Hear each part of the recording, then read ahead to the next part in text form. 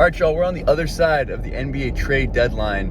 I went on record as saying before that, I didn't see any huge moves going down, stars changing teams, nothing like that.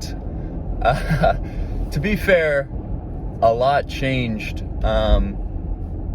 since, I did that to what kind of happened, leading up to the day.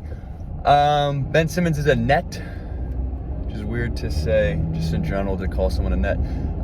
James Harden is a 76er, which is a little weirder, maybe a little less weird to say.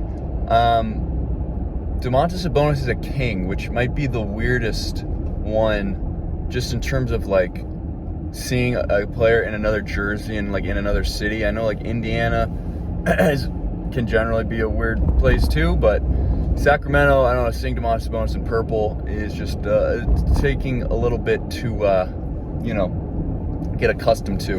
And that trade in general, I think it kind of shocked the NBA. Woj said even NBA executives were like, where the hell did that come from? And listen, I think if the Kings could have found a way to include Fox instead of Haliburton, they would have. They must have really liked Sabonis. I think their GM at this point, it was like, fuck it. I'm probably going to get fired at the end of the year.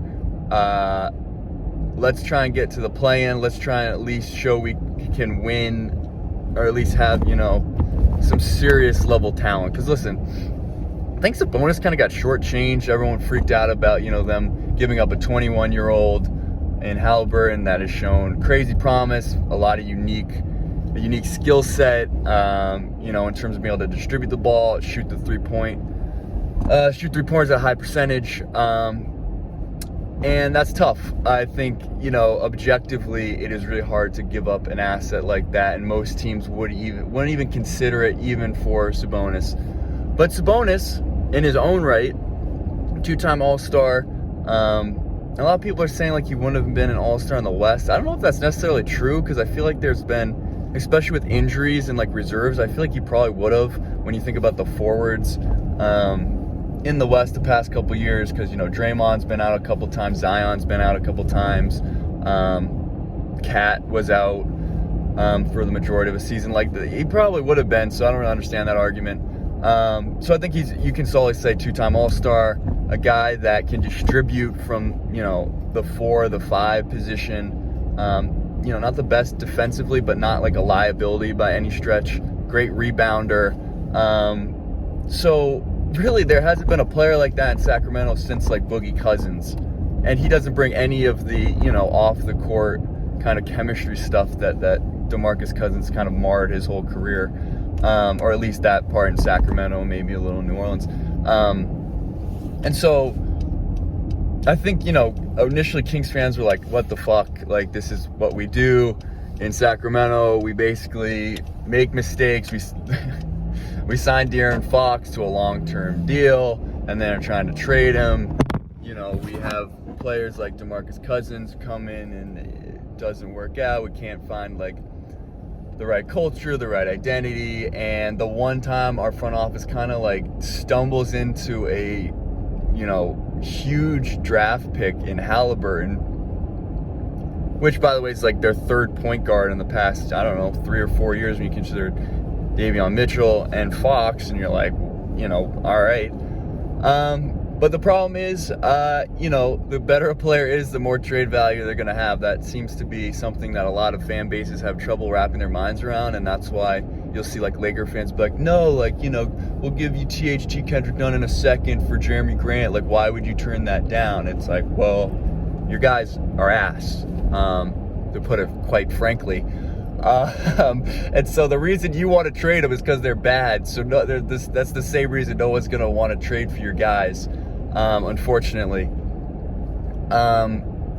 So that's the thing. That's what the Kings ran into when you have an asset like that sitting there in Indiana, knows what they had in Sabonis, and they're not going to just kind of be like, yeah, we'll take Fox off your hands and just kind of see if we can make it work. Now, the flip side of this is, that was the initial reaction. Kings fans were pissed. And then Sabonis plays, he's played 3 games now. Last one against the Nets, not great, but the first two wins. And you can tell just offensively how different it is when you have a guy like him who can kind of just run the offense. You do all the screening, all the cutting, distributing, and like that was something they really missed. You know, having that from a guard position at Haliburton's huge, but there's also not a lot of guys from a front court that can do that kind of thing on a consistent basis.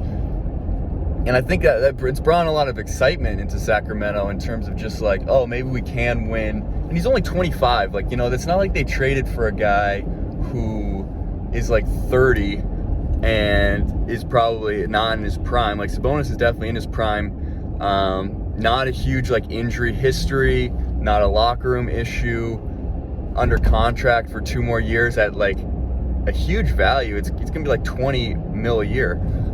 Which is the same amount as Jeremy Grant's getting. So, you know, it's a weird trade, obviously, in terms of, like, first of all, it came out of nowhere. We figured Sacramento might be in that rebuilding phase, and might dish, you know, it was looking like Healed Barnes, Holmes, ended up just being Healed, who they get out of that contract, which is really a net positive. I think people in Sacramento were tired of seeing Buddy Hield Jack, you know, 23s a game. Actually, you know, he's like top 5 like volume 3-point shooters, and you know, he shoots a pretty good percentage, but in terms of just like trying to create an offense, not sure he was the best for that kind of thing. And so they're keeping Harrison Barnes, and I think, you know, trying to make a late push for that play-in. Right now I believe it's Portland at 10. They're probably, everyone including Portland probably hopes they drop a little bit. They're like winning now after they gave up McCollum, which, you know, doesn't make a lot of sense. It seems like a lot of the teams that made trades are actually improving quite a bit. And even Haliburton in Indiana, they haven't won, but he's putting up really good numbers. And at the end of the day, I feel like it's a win-win for both sides. It hurts. I don't know the Indiana kind of reaction to losing Sabonis. I think maybe both teams are just ready for a change and trying to find a reason to be excited. Obviously, Haliburton was a reason to be excited, but you've seen him, and I think it's just kind of the promise of hope, and that you imagine that because he's 21, he's going to be, you know, is like an all-NBA trajectory or something like that, which it very well may be, and Haliburton might make multiple all-NBA teams, but really, realistically, for Haliburton to be, you know, worth to trade to Sabonis, he's going to have to make like 2 All-Star teams in Indiana, right, at some point, because if he's not, then the Kings just got a 2-time All-Star for someone who is not a 2-time All-Star and won't be a 2-time All-Star. And obviously, you know, that's not the best metric to measure, you know, career success, but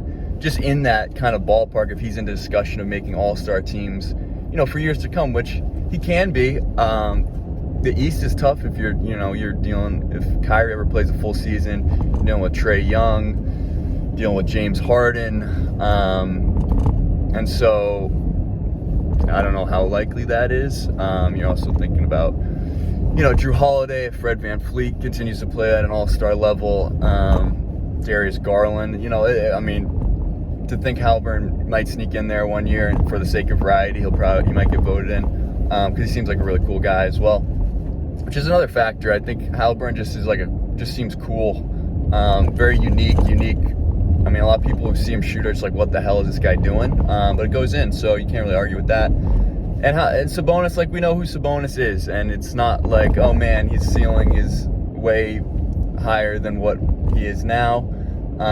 So I think that really kind of colors the trade in a lot of ways. But realistically, both teams win to some degree. I mean, but I don't think either team is going to win a championship as a result of this trade. So really, like, the stakes aren't that high, and first round picks kind of incredibly weren't exchanged at any point. So there's no one just lost their future per se. So like, relax about it. You know, it's fun. Both teams kind of got a something to kind of rejuvenate them and the fan base and give you a reason to go to the games and see Sabonis and see Haliburton, and see how these new teams kind of figure out how to include them in their schemes and their rosters and their locker rooms. I think it's good. I think it's really good. And I think, long term, we'll have to see if it really has any ripple effects, or it's just a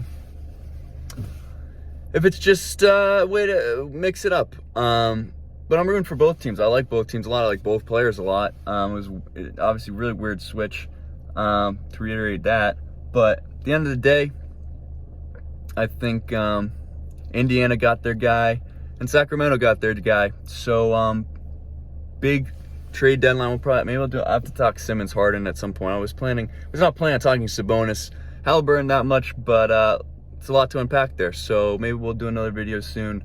But until next time, take it easy, take care of yourselves, and I'll see you next time.